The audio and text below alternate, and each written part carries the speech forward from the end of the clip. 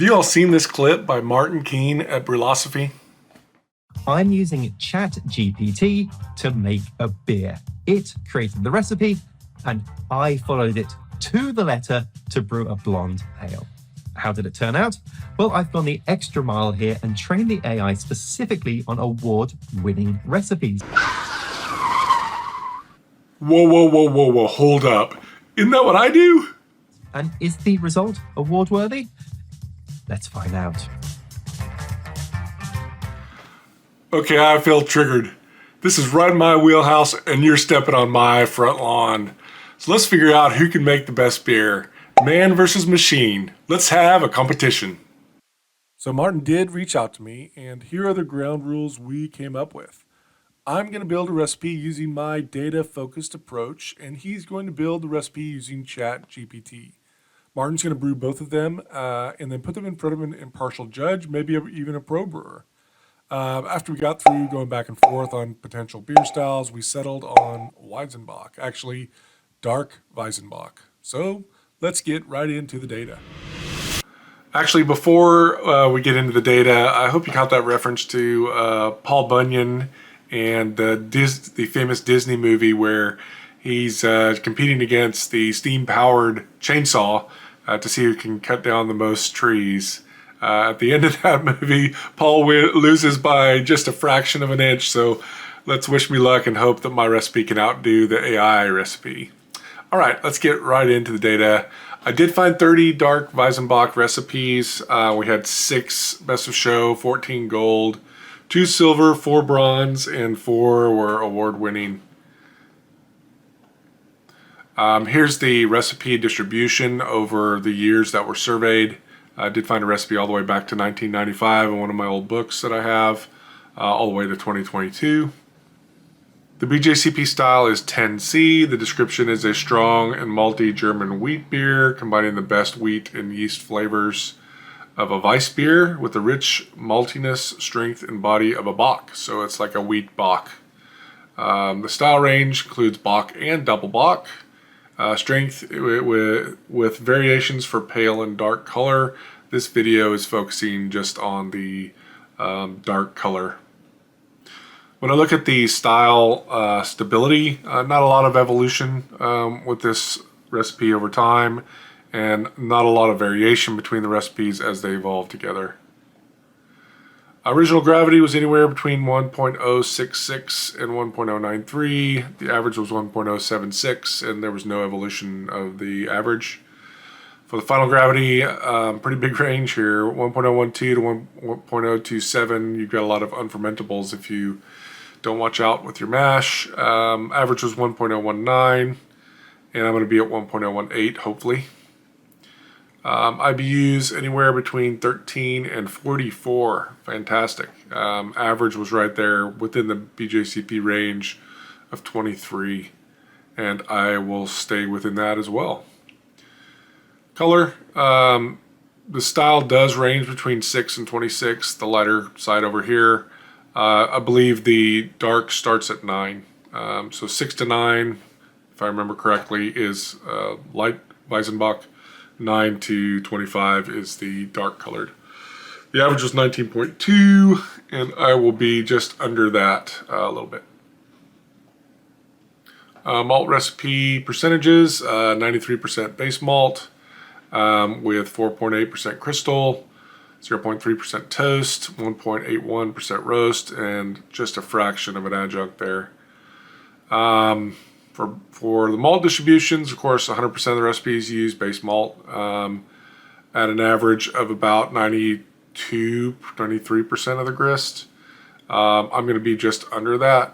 When you look at the specialty malts, a big proportion used roasted malts and crystal malts. Not so many toast and adjuncts. For the crystal malts, the average is right around 6%, and that's where my recipe will be. 6% of the grist will be crystal malts, and just under 2% of the grist, a little bit under the mean for roast malts. For the type of base malts to use, we had Pilsner, Munich, light and dark wheat. Most prominent is Pilsner at about 30% of the grist was the average. Munich was the next most prominent, surprisingly, at about 15 to 20% of the grist, somewhere in that range. We did have a split between light and dark wheats. So combined, they did use up, it's a wheat beer, so they did use up 100% of the recipes had either a light or dark or both malts in them at a very high proportion. 50% of the grist was the average for both. For Pilsner, I'm going to be at 20%, same 20% for Munich, and I'm going to use both light and dark at 25%. I think I'm at 25% for both, just off the charts, but I want to use both of each. The reason why I'm using less Pilsner is we are seeing a decrease in time over the amount of percentage of the grist that is Pilsner to around 20% over time. At the same time, we're seeing much more and more dark wheat being used versus light wheat being used. So I'm using both in my recipe. They're both still very prominently used, but I'm going to use a 50-50. Of the wheat malts, I'm using 50% of each, or 25% of the total grist. Crystal malts, we had 5 different crystals used. We had Carapils. Actually, let's start with the most prominent is the light crystal, crystal 10 to crystal 40, at around 4% of the grist was the average. Special B was the next most prominent. 40% of the recipes used a special B, right at around 2 to 3% of the grist. Medium crystal or Caramunic malts, we had about a third of the recipes used Caramunic at about 4% of the grist, and then we had Carapils and dark crystal used in just a few recipes. I will be using a light crystal at about 2%, and a special B and medium crystal at about 2% as well. So I'm splitting it between those 3 crystals. They're just very prominently used. Hopefully give me some complexity in the sweetness. I'll have some of that dark raisiny flavors from the special B, some sweetness from the light crystal, and some caramel type notes from the Caramunic that I'm adding. Special B over time, it wasn't used very much early on, and now it's much more prominent. 100% of the recipes in some of these later dates here. So definitely include some special B into your recipe. Toasted malts, not a lot of recipes use toasted malts. 14% of the recipes used melanoidin, and 1 recipe used extra special malt. So I'm not going to use any toasted malts. Roast malts, the most prominent is chocolate malt at around 2% of the grist, a little bit less than 2% of the grist, and that's where I am with my recipe. Also used were brown malts, chocolate wheat, and roasted wheat as well. I won't be using any of those. Bittering hops, we had 9 different bittering hops used. 50% of them were used Mittelfrüh as the main bittering hop, and then we had some other German hops or continental European hops, even Willamette. I'm going to be using Mittelfrüh, obviously. It's the most preferred here. Flavor hops, we had 6 different flavor hops used, split between Mittelfrüh and Tet for the lead. I'll be using Mittelfrüh here as well. Aroma hops, only 4. 1 recipe each, and I'm not going to be using any aroma hops. Hop rates, flavor hops somewhere between 0.06 and 0.2 ounces per gallon, and aroma hops somewhere between about the same, but much more prominently used flavor hops. You'll notice about a quarter of the recipes use a flavor hop, and I normally would not include that in my recipe, but I am, and I'm right at the mean, and the reason is we're seeing the usage of flavor hops go up more recently with some of the later recipes we're seeing. So I will include right at the mean the flavor hop addition, and definitely not an aroma hop because they're just not used at all now. For mash types, this was kind of surprising to me. I was expecting to see a lot more decoction type mashes, and while we do have the large proportion here using some sort of step mash, it didn't defer to decoction. So I will be doing a step mash here over a single infusion or a decoction. As far as the mash rests, and I've started putting in the Fahrenheit scale here adjacent to or the Celsius scale adjacent to the Fahrenheit scale. So for the acid rest, we were right at 102. For the protein rest, we were somewhere around 126, 127, or about 52 Celsius. Beta rest at about 147, 146, and the alpha rest was pretty warm, 154 here. I will be a little high on the acid rest, and then I think the averages for the rest. We did see an increase in time over the temperature for the acid rest, so I'm following that trend with my recipe. For hold durations, everything's getting shorter, or at least these two, the acid time and the protein time, both are being reduced to right around 10 minutes each, from some very high 40, 30, 40 minute mash rest here in the early 2000s. Boil duration was anywhere between 45 and 120 minutes, with an average at about 80 or 81, and I will be on that average. Yeast use, this is not surprising. You're going to use one of the Hefeweizen strains or Weizenstephan strains, either 300 or 308. So somebody used the Guinness strain on one of the recipes, but I definitely stick with one of these two. I will be using Weizenstephan 300. Water chemistry, I'm sticking to keeping that sulfate to chloride ratio where the averages are. So 90 for the sulfate and 59 for the chloride, and wherever my calcium ends up after that. Also want to stick with the 20 for the sodium. Not a lot of variability here in water chemistry. Fermentation temps, anywhere between 50 up to 70. There was one recipe that fermented this like a lager. I'm hoping it actually fermented, and obviously it did if they won awards with it. The mean for all the recipes was right around 64. We did see a difference between 300 and 380. It's not 308, it's 380. Probably about a 3 or 4, 1, 2, 3, 3.5 degree difference between the two. Since I'm using 300 in my recipe, I'm going to stick with the mean. I didn't see any change over time with that. Carbonation volumes, the average was 3.1 volumes of CO2. It's high. Wheat beers usually have a high carbonation volume. And the mash pH average was 5.43. All right, Meanbrews recipe. So we're starting with 25% wheat. This is light wheat malt, and 25% dark wheat malt. That's 50% of the grist right there. 21.5% Pilsner, around the same amount of Munich. And then my 3 crystal malts here, 2.5% caramel 20, 1.8% Caramunic 3 from Weyermann, 1.7% Dingemann's Special B, and then the same amount of either Carafa Special or your favorite chocolate malt that doesn't bring a lot of roast character to the beer. I'm going to bitter with Haller Mittelfrüh at 60 minutes, and then I'm going to add 0.14 ounce per gallon or 1.05 grams per liter of Mittelfrüh at 15.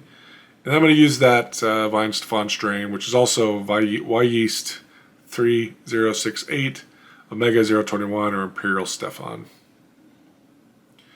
My original gravity is going to be 1.076 with 23 IBUs. Here's the water chemistry that I shared before. Again, shooting for that mash pH right at the average of 5.4. I don't think I had to add any acids to get this. The dark malts get you there already. Step mash, do a long mash if you have to. The low diastatic power of the wheat malts is going to cause this to go, and the Munich malts, you want to make sure that you truly get everything out of that mash. So track it with your refractometer or your hydrometer. Make sure if you're still converting, let it go. Don't follow my stuff to a T during the beta and acid alpha rests. I've had bottle bombs with this recipe because I bottled it too soon. 108 for 10 minutes. Leave out the acids in the roasted malts for the acid rest. We want to develop as much ferulic acid as possible, and if you saturate that mash with things that lower the pH, you will not pull out the ferulic acids that you want in that rest. You can add them back in for the protein rest at 127 Fahrenheit for 15 minutes, for 146 Fahrenheit for 30 minutes for the beta rest, and then 154 for 45. If you want to do a decoction, feel free to do a single, double, or even a triple decoction here. It's not going to hurt. Mash out sparge as usual and boil for 80 minutes. It's an 80-minute boil. Chill to 62 Fahrenheit, oxygenate and pitch. One of the things I saw from this is people pitched very big. They did not want to stress. It says Fuller's yeast here. Sorry, they did not want to stress the yeast like they do for Hefeweizen. So there were people. An average was 2 to 3 liter starters for this style of beer, and I recommend that. So pitch the Weihenstephan, not the Fuller's yeast strain. Sorry, cut and paste from my last presentation. Weihenstephan strain, 3 liter starter for 5 gallon batch. Scale appropriately from that. Use fresh, healthy yeast. We're going to ferment at 63 Fahrenheit or 17 Celsius for 7 days. Raise to 70 and hold for 7 days or longer. Again, I had bottle bombs because I did not let it ferment all the... I don't know if I had all of my starches converted, and I don't know if I let it ferment long enough. One of my batches that I recently did. So definitely make sure this is finished before you bottle. And then bottle or keg to hopefully 3.1 volumes of CO2. All right, that's it for today's video. I'm really looking forward to seeing how Martin does with this beer, and giving a lot of advice. You know, if you watch the ChatGPT recipes, if you've ever played with it, it gives a lot of instruction in the bottom on how to brew it. You know, it gives you step by step. So I've done that as well. You'll see in my Brewfather link, and I've kind of put some tips that I kind of talked about today about, you know, just watch the mash and things like that to hopefully give me an edge above and beyond what a computer can say to do. Hopefully I can inject some of my experience into being able to successfully brew this beer. Also, if you're coming to HomebrewCon, I am presenting on American Porter. I will be serving 3 different versions of American Porter, one from 1985, one from 2004, and the Meanbrews recipe. I've got 3 friends that have volunteered to brew that, and sponsored by More Beer. They've donated all the ingredients to be able to brew these, so we'll be serving those up during the presentation. These guys have been entering these beers in competition, and I won't spoil it, but there's been one of the 3, and not necessarily the Meanbrews recipe, but one of the 3 has been winning and actually advanced with a gold medal to the finals of NHC. So it'd be real exciting if one of the beers you get to try ends up winning gold overall at NHC. I think that would be a really awesome thing to see. So be sure to check it out if you're coming to HomebrewCon. My session, I think, is Friday at 2:30ish. Look in the guide. You'll see using statistics to develop American Porter recipes, and that'll be my session. So anyway, thanks for tuning in, and I hope to get to the next one here pretty soon. I'm sorry I've been slow in getting these out, but work's been busy. So thanks for tuning in. I hope you enjoyed this one. Bye-bye.